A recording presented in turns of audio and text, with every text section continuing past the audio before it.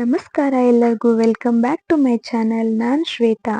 ಇದು ಗಣಪತಿ ಹಬ್ಬದ ಲಾಗ್ ಆಗಿರುತ್ತೆ. ನಾವು ಗಣಪತಿ ಹಬ್ಬನ ಹೇಗೆಲ್ಲ ಸೆಲೆಬ್ರೇಟ್ ಮಾಡಿದ್ವಿ ಅಂತ ನಿಮ್ಮ ಜೊತೆ ನಾನು ಶೇರ್ ಮಾಡ್ತಾ ಇದ್ದೀನಿ. ವಿಡಿಯೋಸ್ ನಿಮಗೆ ಇಷ್ಟ ಆಗ್ತಾ ಇದ್ರೆ ಲೈಕ್ ಮಾಡಿ, ನಿಮ್ಮ ಫ್ರೆಂಡ್ಸ್ ಆ್ಯಂಡ್ ಫ್ಯಾಮಿಲಿಗೂ ಕೂಡ ಶೇರ್ ಮಾಡಿ. ಹಬ್ಬ ಅಂದಮೇಲೆ ಮಾಮೂಲಾಗಿ ತುಂಬಾನೇ ಕೆಲಸ ಇರುತ್ತೆ. ಅದಕ್ಕೋಸ್ಕರ ನಾನು ಸಿಂಪಲ್ ಆಗಿ ಒಂದು ಸಾರಿನ ಹಾಕೊಂಡು, ಹಾಗೆ ನನ್ನ ಆಲ್ ಟೈಮ್ ಫೇವ್ರೇಟ್ ಜುಮ್ಕಾನ ಹಾಕೊಂಡು ಸಿಂಪಲ್ ಆಗಿ ರೆಡಿ ಆಗಿದ್ದೆ. ನನ್ನ ಮಗಳು ಕೂಡ ಒಂದು ಗೌನ್ನ ಹಾಕೊಂಡು ರೆಡಿಯಾಗಿದ್ಲು. ನಮ್ಮ ಬ್ರದರ್ ಮತ್ತು ನಮ್ಮ ಮನೆಯವರು ಸೇರಿ ಡೆಕೋರೇಷನ್ ಎಲ್ಲ ಕಂಪ್ಲೀಟ್ ಮಾಡಿದ್ರು. ನಂದೇನಿದ್ರು ಅಡುಗೆ ಡಿಪಾರ್ಟ್ಮೆಂಟ್ ಆಗಿತ್ತು. ನಮ್ಮ ಮನೆಯಲ್ಲಿ ಆ್ಯಕ್ಚುಲಿ ಗಣಪತಿಯನ್ನು ಕೂಡಿಸೋದು ಸಂಪ್ರದಾಯ ಇರಲಿಲ್ಲ. ಆದರೆ ಲಾಸ್ಟ್ ಟೈಮ್ ಏನಾಗಿತ್ತು ಅಂದರೆ, ನಮ್ಮ ಯಜಮಾನ್ರು ಮತ್ತು ನನ್ನ ಮಗಳು ಸೇರಿ ಅವ್ರದ್ದು ಆಟ ಆಡೋ ಕ್ಲೇ ಅಲ್ಲಿ ಒಂದು ಗಣಪತಿನ ಮಾಡಿದ್ರು ಇಬ್ರು ಸೇರಿ. ಅದನ್ನ ಇಟ್ಬಿಟ್ಟು ನಾನು ಪೂಜೆ ಮಾಡಿಬಿಟ್ಟಿದ್ದೆ. ಅದಕ್ಕೋಸ್ಕರ ಒಂದ್ಸರ್ತಿ ಪೂಜೆ ಮಾಡಿದ್ರೆ ಹಾಗೆ ಬಿಡೋ ಹಾಗಿಲ್ಲ ಅಂತ ಒಬ್ರು ಸ್ವಾಮಿ ಹೇಳಿದ್ರು. ಅದಕ್ಕೋಸ್ಕರ ನಾವು ಅದನ್ನೇ ಕಂಟಿನ್ಯೂ ಮಾಡೋಣ ಅಂತ ಹೇಳಿ ನೆಕ್ಸ್ಟ್ ಈ ವರ್ಷನೂ ಕೂಡ ಗಣಪತಿನ ಕೂಡಿಸ್ತಾ ಇದ್ದೀವಿ. ಇದೇ ಫಸ್ಟ್ ಟೈಮ್ ನಾವು ಗಣಪತಿನ ಕೂಡಿಸಿರೋದು. ನನಗೆ ನಿಜವಾಗ್ಲೂ ಗಣಪತಿ ಹಬ್ಬಕ್ಕೆ ಹೇಗೆಲ್ಲ ಪೂಜೆನ ಮಾಡಬೇಕು, ಏನೇನು ತಯಾರಿ ಮಾಡ್ಕೋಬೇಕಂತ ಏನು ಸ್ವಲ್ಪನೂ ಐಡಿಯಾನೇ ಇರಲಿಲ್ಲ. ನಮ್ಮ ಬ್ರದರ್ ಬಂದಿದ್ರು ಅಂತ ಹೇಳಿದ್ನಲ್ವ, ಅವರೇ ಎಲ್ಲಾನು ಹೇಳಿದ್ರು, ಇದೆಲ್ಲ ತರಬೇಕು, ಹೀಗೀಗೆ ಎಲ್ಲ ಪೂಜೆ ಮಾಡೋದು ಅಂತ.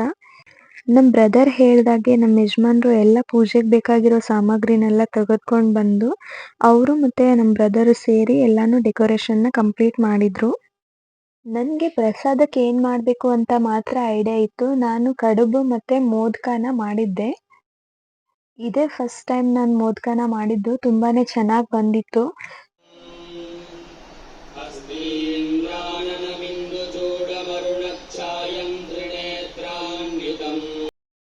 ನಾನು ಪ್ರಸಾದಕ್ಕೆ ಏನೇನು ಬೇಕು ಅದೆಲ್ಲ ಮಾಡಿಕೊಟ್ಟಿದ್ದೆ. ನಮ್ಮ ಯಜಮಾನ್ರು ಮತ್ತು ಬ್ರದರು ಡೆಕೋರೇಷನ್ ಎಲ್ಲ ಕಂಪ್ಲೀಟ್ ಮಾಡಿ ನಮ್ಮ ಯಜಮಾನ್ರು ಪೂಜೆನ ಕಂಪ್ಲೀಟ್ ಮಾಡಿದರು. ನನಗೆ ನನ್ನ ಅಮ್ಮ ಮನೇಲಿರೋವಾಗನೇ ನನಗೆ ತುಂಬ ಅನ್ನಿಸ್ತಾ ಇತ್ತು ಗಣಪತಿ ಪೂಜೆನ ನಾವು ಮಾಡಬೇಕಂತ. ಬಟ್ ಅಲ್ಲಿನೂ ಕೂಡ ಸಂಪ್ರದಾಯ ಇರಲಿಲ್ಲ. ಮತ್ತು ಇಲ್ಲಿ ನೋಡಿದರೆ ಗಂಡನ ಮನೆಯಲ್ಲೂ ಕೂಡ ಗಣಪತಿ ಕೂಡಿಸೋದು ಸಂಪ್ರದಾಯ ಇರಲಿಲ್ಲ. ಹೇಗೋ ನನ್ನ ಮಗಳ ದಯೆಯಿಂದ ನಾವು ಗಣಪತಿ ಹಬ್ಬನ ಮಾಡೋ ಹಾಗಾಯಿತು. ನನಗಂತೂ ತುಂಬಾ ಖುಷಿಯಾಗಿತ್ತು. ನನ್ನ ಮಗಳು ನೋಡಿ ಅವ್ರ ಡ್ಯಾಡಿ ಜೊತೆಗೆ ಸೇರಿಕೊಂಡು ಎಷ್ಟು ಚೆನ್ನಾಗಿ ಪೂಜೆನ ಮಾಡ್ತಾ ಇದ್ದಾಳೆ. ಅವಳು ಕೂಡ ಸೇಮ್ ನನ್ನ ಥರನೇ ಇದ್ದಾಳೆ. ನಮ್ಮ ಮನೆಯಲ್ಲಿ ಪೂಜೆ ಅಂದರೆ ನಮ್ಮ ಪಪ್ಪ ಮಾಡ್ತಿದ್ರು. ಪಪ್ಪನ ಬಿಟ್ಟರೆ ನಾನು ಮಾಡ್ತಿದ್ದೆ. ನನಗೆ ಅವಾಗಿಂದನೂ ಕೂಡ ದೇವ್ರ ಮೇಲೆ ತುಂಬಾ ಭಕ್ತಿ. ನನ್ನ ಮಗಳಿಗೂ ಕೂಡ ಪೂಜೆ ಮಾಡೋದಂದರೆ ತುಂಬಾ ಇಷ್ಟ. ನಾನು ಅಗರಬತ್ತಿ ಬೆಳಗ್ತಾ ಇರಬೇಕಾದ್ರೆ ನಾನು ಪೂಜೆ ಮಾಡುವಾಗ ಬಂದು ಅವಳು ಗಂಟೆ ಬಾರಿಸ್ತಿರ್ತಾಳೆ. ಹಾಗೆ ಎಲ್ಲರಿಗೂ ಕುಂಕುಮ ಹಚ್ಚೋದು ಈ ಥರ ಎಲ್ಲ ಮಾಡ್ತಾ ಇರ್ತಾಳೆ.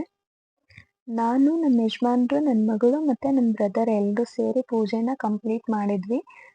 ನಾನು ಮನೇಲಿ ಯಾವುದೇ ಹಬ್ಬ ಮಾಡಿದ್ರೂ ಒಂದು 5 ಮಕ್ಕಳಿಗೆ ಊಟ ಮಾಡಿಸ್ಬೇಕಂತ ಅಂದ್ಕೊತಿರ್ತೀನಿ.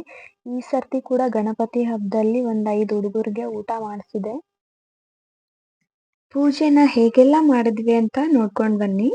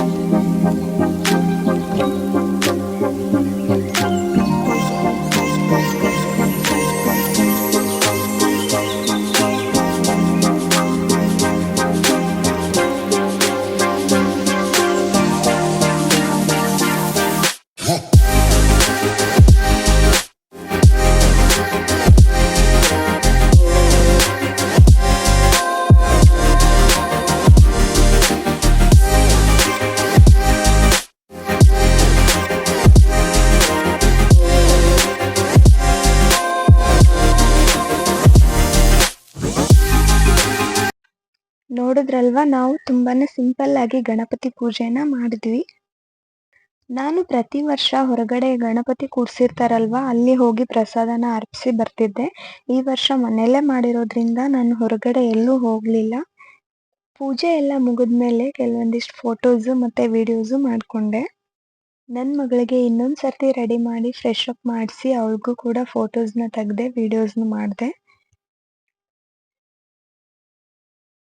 ಗಣಪತಿ ಹಬ್ಬದಲ್ಲಿ ಪಟಾಕಿ ಹೊಡೆದಿಲ್ಲ ಅಂದ್ರೆ ಹೇಗೆ ಹೇಳಿ, ಪಟಾಕಿನೂ ಕೂಡ ಹೊಡೆದ್ವಿ.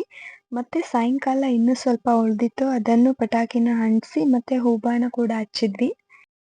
ನನಗೆ ಹೂಬಾಣ ಅಂಟಿಸೋದಕ್ಕೆ ತುಂಬಾನೇ ಭಯ ಆಗ್ತಾ ಇತ್ತು, ಬಟ್ ಆದರೂ ಫುಲ್ ಎಂಜಾಯ್ ಮಾಡಿದೆ, ಚೆನ್ನಾಗಿತ್ತು.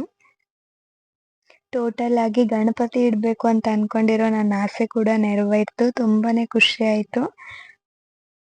ಹಾಗೆ ಈವ್ನಿಂಗ್ 7:00 ನಾವು ಗಣಪತಿನ ಕಳಿಸಿದ್ವಿ. ನೋಡಿದ್ರಲ್ವಾ ನಾವು ಯಾವ ರೀತಿ ಗಣಪತಿ ಹಬ್ಬನ ಸೆಲೆಬ್ರೇಟ್ ಮಾಡಿದ್ವಿ ಅಂತ. ನೀವು ಯಾವ ರೀತಿ ಸೆಲೆಬ್ರೇಟ್ ಮಾಡಿದ್ರಿ ಅಂತ ಕಮೆಂಟ್ ಸೆಕ್ಷನಲ್ಲಿ ತಿಳಿಸಿ. ಗಣಪತಿ ನಿಮ್ಗೆಲ್ಲರಿಗೂ ಕೂಡ ಒಳ್ಳೆಯದನ್ನ ಮಾಡಲಿ. ಮತ್ತೆ ಮುಂದಿನ ವಿಡಿಯೋನಲ್ಲಿ ಸಿಗೋಣ. ನಮಸ್ಕಾರ.